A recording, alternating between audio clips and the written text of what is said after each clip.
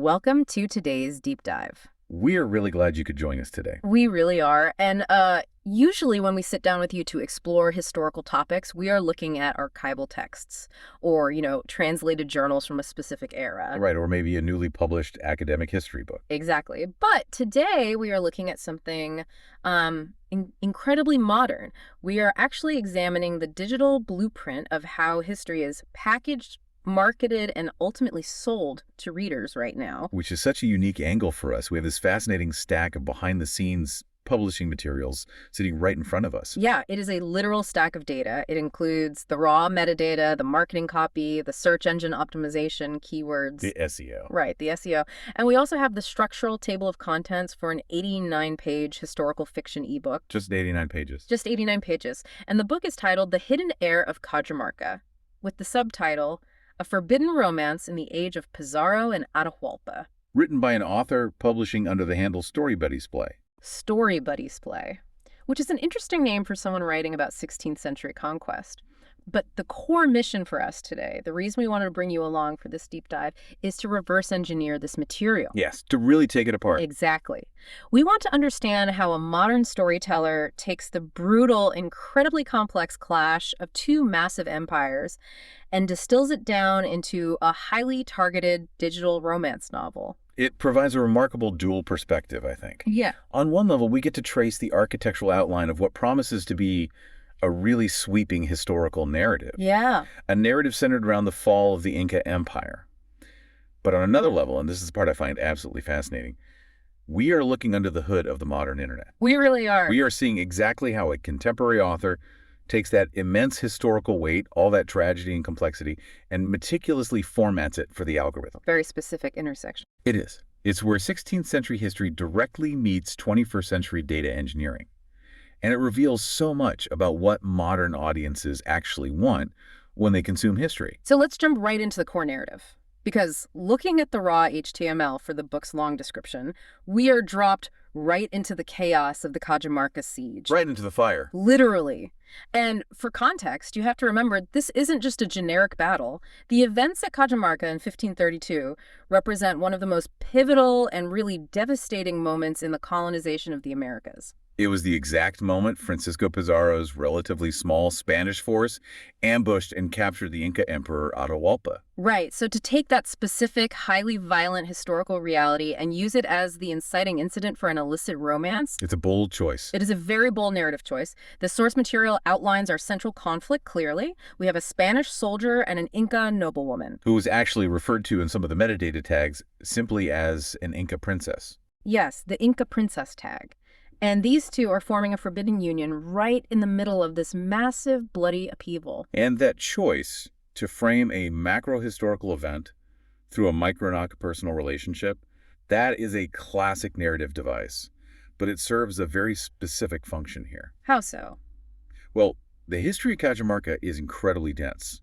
It involves complex geopolitics, entirely different cosmologies, systemic violence. Things that are hard to condense into 89 pages. Exactly. But by grounding you, the reader, in a deeply personal relationship, the author makes that massive history intimately accessible.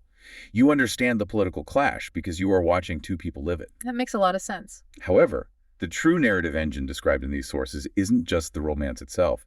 It is the consequence of that union. The titular hidden heir. Exactly. The description zeroes right in on their child, and the language used in the marketing copy to describe this child is potent. I have a quote right here. The heir is called a living symbol of two colliding worlds. Yes, and the text explicitly states that this child's very existence could shatter empires. Could shatter empires. That phrase carries an immense amount of narrative weight. When you look at the historical context we are dealing with, you realize the sheer burden placed on this protagonist. It's massive. I want you to just imagine that for a second. Imagine being born into the immediate chaotic aftermath of that specific cultural collision. Right. This character isn't just navigating normal adolescence. They are a walking political liability. On both sides? On both sides. They have to survive the desperate remnants of the Inca resistance.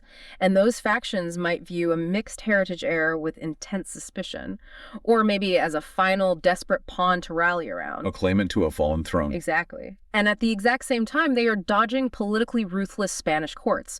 Courts who would almost certainly view any claimant to the Inca bloodline as a direct threat to their newly established power. The author clearly recognizes the dramatic utility of that exact burden. The marketing copy highlights that this heir is raised in shadow, surrounded by buried secrets of the conquest and a legendary trove of gold. The Atahualpa gold. Right, and this detail fundamentally transforms the story. It moves it from a standard romance into a high-stakes struggle for identity and survival. It really does. The child becomes the literal embodiment of the conflict, carrying the blood of both the conqueror and the conquered. It allows the author to explore the complex, messy aftermath of colonization through the internal and external struggles of a single character, rather than, presenting a dry recitation of historical facts. Which brings us perfectly to the actual structure of the narrative, because our sources include the complete table of contents. Which is such a gift. It is. A table of contents is essentially the architectural blueprint of a story. You can trace the protagonist's entire journey just by reading the sequence of chapter titles. Let's look at the pacing. Yeah, it starts out incredibly dramatic. Chapter 1 is Prologue, The Shadow of Cajamarca. Setting the immediate scene. Right. Then it moves straight into moral ambiguity with Chapter 2, A Conquistador's Conscience. And the stakes escalate sharply by Chapter 4, Gold and Betrayal in the Square. The titles alone map out a very rapid escalation. We go from the initial historical event to a personal moral crisis almost instantly. Let's talk about Chapter 2 for a second, A Conquistador's Conscience. That inclusion early in the book tells us a lot about the target audience. Modern historical fiction readers generally expect moral complexity. Right, they don't want black and white narratives. Exactly. They are looking for protagonists who grapple with the realities of their environment. Rather than simply acting as one-dimensional heroes or villains, they want to see the psychological toll. But as we read further down the table of contents, the chapter titles reveal a distinct shift in the narrative genre. Yes, the pacing really changes. The first few chapters establish the historical setting and the romance. The Forbidden Union is explicitly named in Chapter 5.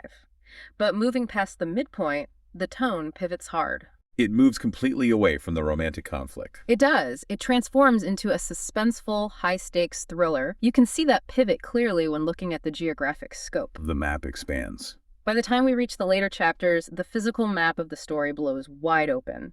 Chapter 10 is titled Courts of Deceit, Lima and Cusco. So the narrative is suddenly moving across the two major power centers of Peru, dealing with deep political intrigue. And then we hit Chapter 11.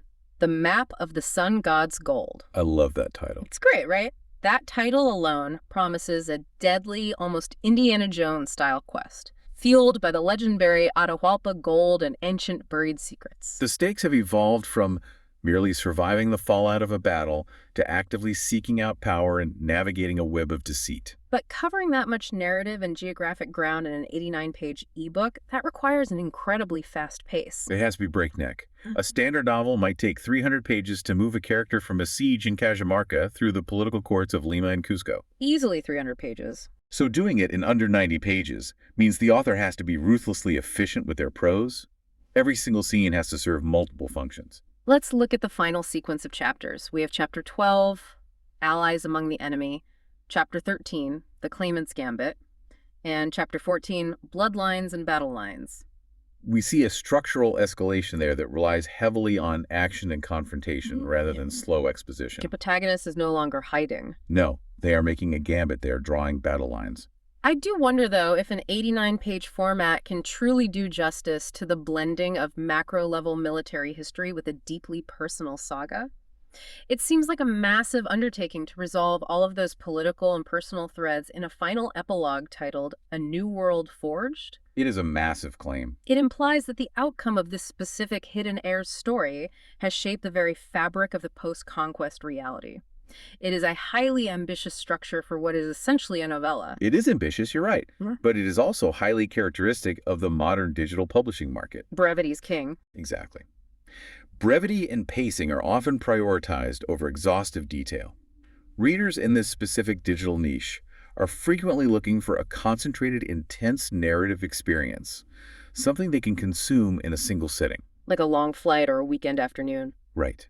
Which makes the meta aspect of our source material so crucial to understand.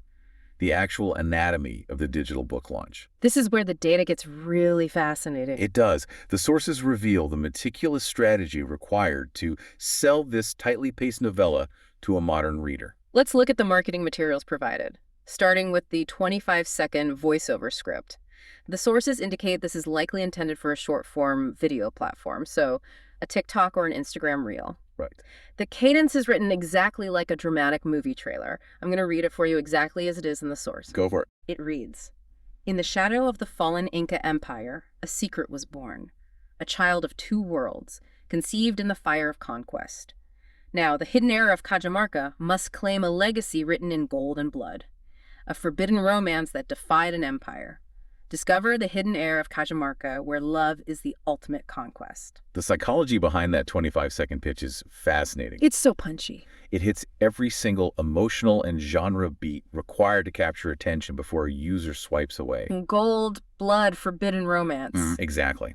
But the true sophistication lies in the targeting happening behind the scenes. The sources outline a meticulous search engine optimization and metadata strategy. Let's break that down. The author has selected a primary focus keyword. That keyword is Inca Conquest Historical Romance. That is highly specific. Very specific. That string of words tells you exactly who they are trying to reach. They are targeting readers who want the historical setting, but who specifically demand the structural tropes of a romance novel within that history. And the secondary keywords provide even more insight into the modern reader's brain.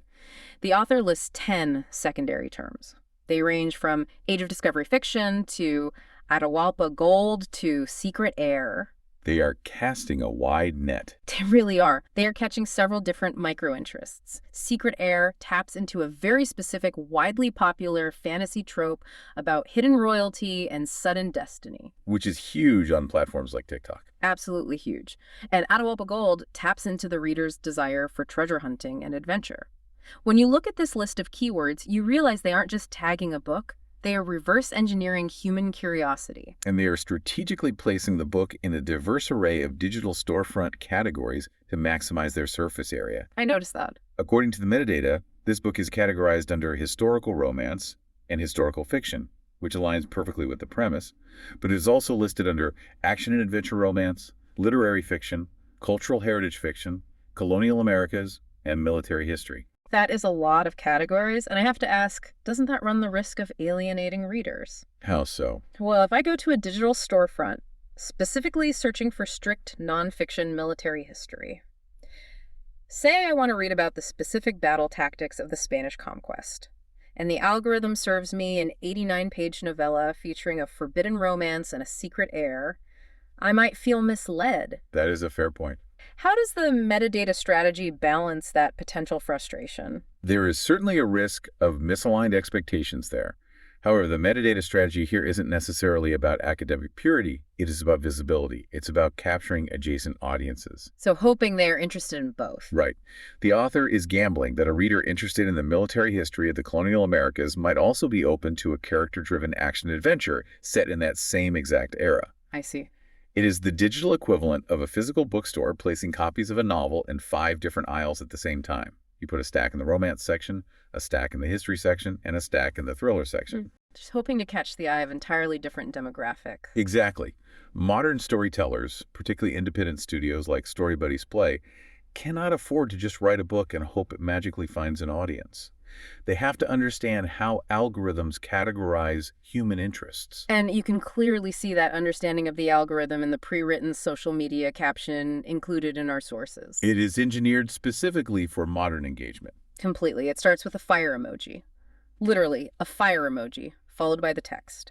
A secret heir born from the ashes of an empire. Then it features a broken heart emoji, followed by a love forbidden by gold, blood, and conquest. It pairs the immense, sweeping tragedy of a fallen empire with the visual shorthand of a broken heart emoji. It's such a wild juxtaposition, and then it is loaded with hashtags. Hashtag historical romance, hashtag Inca, hashtag forbidden love, and of course, hashtag book doc. They know exactly the digital ecosystem where this audience lives and communicates. They speak the language fluently. They do. And that juxtaposition you mentioned of 16th century warfare and modern emojis, it is striking. Because the story of Pizarro, Atahualpa, and the siege of Cajamarca involves a collision of entirely different worldviews. It involves massive systemic violence and the reshaping of global wealth. The stakes couldn't be higher. Right. Yet, to ensure that this history is actually engaged with by a contemporary fiction audience, it has to be translated into the language of the present. It has to be distilled. It has to be distilled into fire emojis, hashtags, and a 25-second audio hook. The author has effectively built a bridge between the 1530s and today. And that bridge is constructed entirely out of metadata and algorithmic tags, Furthermore, the sources show they have set up distribution links across multiple platforms. There are links prepared for Apple Books, Gumroad, and Payhip. making it frictionless. Exactly. They are ensuring that no matter where a reader prefers to purchase or consume their digital media, this meticulously tagged historical epic is waiting for them. It is just one click away. It removes any friction between the impulse generated by that 25-second video and the actual acquisition of the book. Which demonstrates that the modern author's job doesn't end when the manuscript is finished. Not at all. The 89 pages of the story are really only half of the product. The other half is the digital scaffolding. The links, the keywords, the category selection. Yes, that scaffolding is what allows the story to survive in an environment defined by endless content and incredibly brief attention spans. Let's pull all of this together and look at the journey we have mapped out for you today. We started with a rather dry-sounding stack of publishing sources, HTML code, a table of contents, and keyword lists. Sounds like a spreadsheet. It really does. But from those raw materials, we uncovered two deeply intertwined narratives. First, we explored the sweeping tale of the hidden heir of Cajamarca, a child caught between the remnants of Inca royalty and the ambition of Spanish conquerors, navigating a fast-paced thriller involving courts of deceit and the sun god's gold. The narrative layer. Yes, the narrative layer. But simultaneously, we analyzed the highly calculated digital blueprint required to bring that specific story to the modern marketplace. We saw how historical tragedy and romance are transformed into focus keywords, distributed across multiple digital aisles, and packaged perfectly for the book talk algorithm. It provides a very clear window into modern publishing mechanics. Yeah. And honestly, it leaves us with something quite profound to consider regarding how history is remembered and transmitted over time. It really does. We have seen how the sources take an incredibly dramatic, world-altering historical event from centuries ago and perfectly distill it down into SEO keywords and a 25-second pitch. So we want to leave you with a final thought to mull over. Right. If the epic geopolitical shifts, the massive cultural movements, and the defining moments of our own time were to be packaged for an audience hundreds of years from now, what 5 focus keywords would perfectly encapsulate our world today? How would our current history be tagged for the algorithm of the future? That is such a fascinating thought to end on. I know I'm going to be considering what my own 5 focus keywords would be. Thank you so much for joining us on this deep dive. It is always a privilege to explore these unexpected corners of knowledge with you. Keep asking those big questions, keep looking at the world from new perspectives, and we will catch you next time.